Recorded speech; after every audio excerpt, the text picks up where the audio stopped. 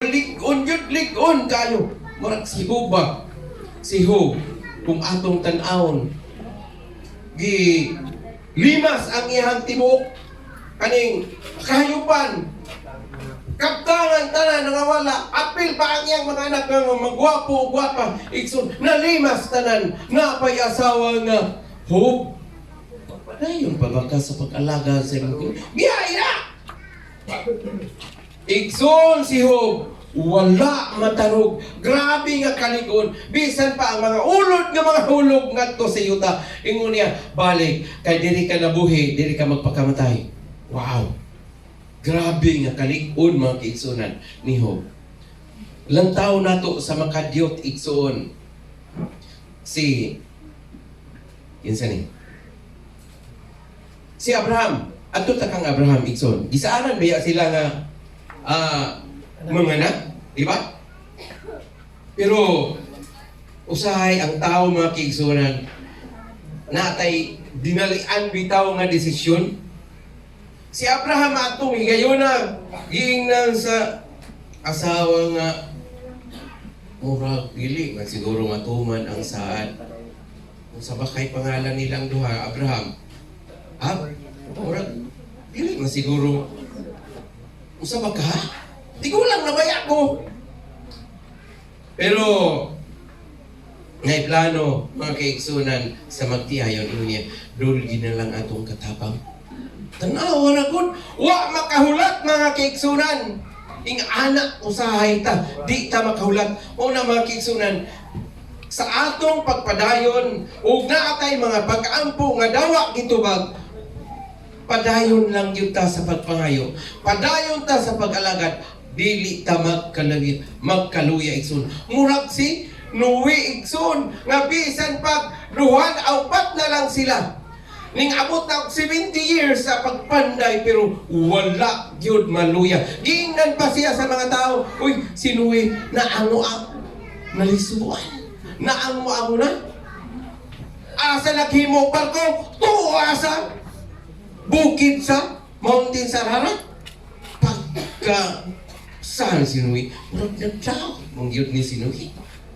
Mga kaigsunan, si Noe sa gihapon padayon hangtod nga nahuman ang arka. Ug matod pa niya, sulod na mo sa arka kay ang kalibutan pagalunupan kinahanglan nga mo sakay ta sa arka uban sa mga kayupan. Pero igsoon, wa gyoy ning sulod sa arka. Ang ning sulod sa arka kinsa naman? Ang iyarang pamilya. Pagkapait igsoon. Si Noe og dalo pa sa kaluwasan. Nagkugod ang arka nga iyang gihimo, di ba? Og dalo pa si Noe. Bahala mo niya, oy.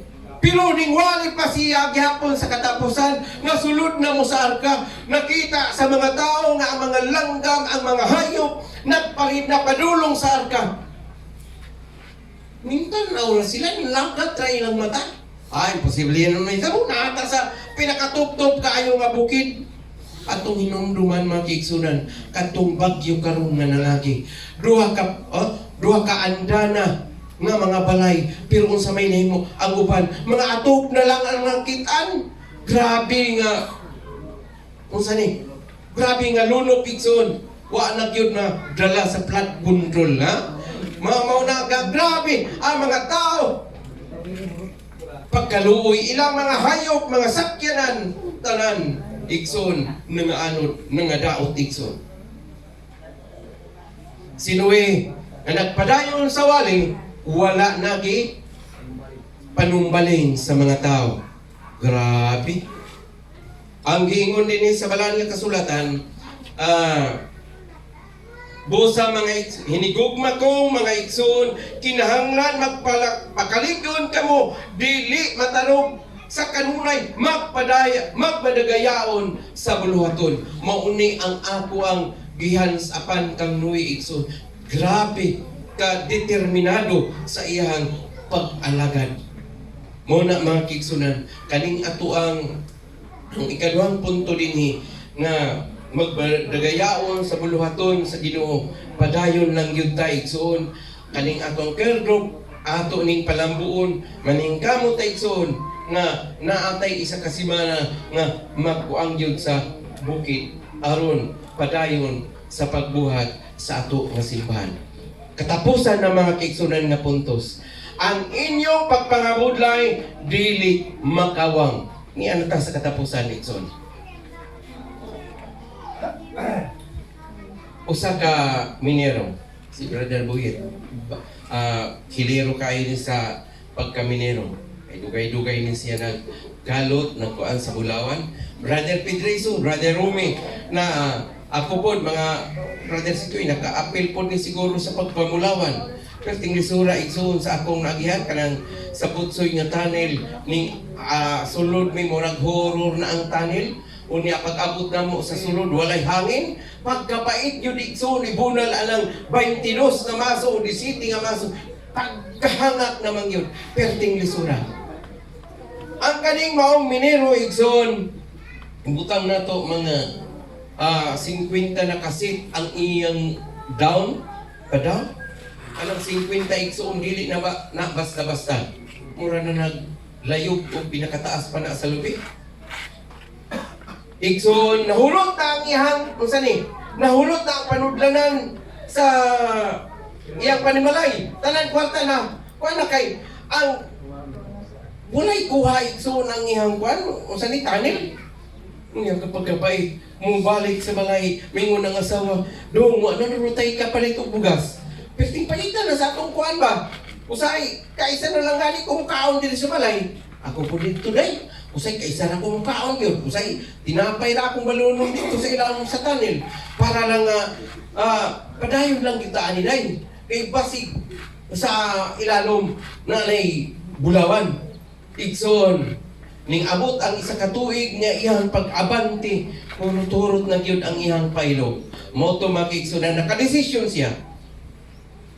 Ingon niya, dai ato na lang ibaligya ang ato ang ni tunnel. Pero dako na siya gasto kaya pagpatimber igsoon sa tunnel dili basta-basta. Maghakot ka kahoy usay lagyo na kayo. Hakuton unya down nga to sa baba, ipapuani mo mga panay pinakabot dito. Grabe na ang iyang gasto igsoon. Pero pila iyang baligya? 10,000 ra. 10,000 iyang baligya. Gibinder niya sa mga nagtunnel. Okay, palitan ninyo na yung akong tunnel. Kay mo uli ko sa mga sa Negros. Unya, biyaan na ako ni, bahala siya. Dili na ko. Nahurot na ang ako ang kwarta. Igsoon, ipalit sa usa ka tawo. Pagpalit niya igsoon, abi ninyo, pagsulod, primerong gabi, harubog naman ang murag sagaksak naman ang pag-abanti dito. Di ay usa na lang kadangaw igsoon, solid nga Bulawan na. Dito na magkay-kay ang grabe nga Bulawan o ang nakapalit. Igsoon, sige balik-balik. Asa niya ibaligya ang iyang kuan, Bulawan? Tuwa na sa kaning Central Bank. Dili na mga kaning agutiot nga mga buyer, kaning nalang sa kilid-kilid. Central Bank na niya gidala ang iyang mga Bulawan, igsoon. Pagkasayang. Ang gingon mga kaigsunan din busa hinigugma ko mga igsoon. Kinahanglan magpakalig-on kamo. Nawalaan na siya sa kadasig. Moto nga iya na lang gyud nga gibaligya. Dili matarog og kanunay magmagayaon sa buluhaton sa Ginoo. Sa nasayra ninyo nga diliha sa Ginoo ang inyong pagpangabudlay dili makawang. Ang katong usa ka tawo igsoon nga nagpalit mauto ang nabulahan. Pero igsoon, sultihan mo kamo nga kaning atong pagpangabudlay karon, kaning atong small group, kaning pagpadayon nato sa atong pag-alagad, dili na siya makawang. Kay nga naman, dunay ganti nga giandam sa Ginoo. Pinadayag 3 versikulo 11, muana na ako sa dili madugay kung ti pag-ayo ang imong nagutunan aron walay makaagaw sa imong purong-purong mayong uto kaninyong tanan.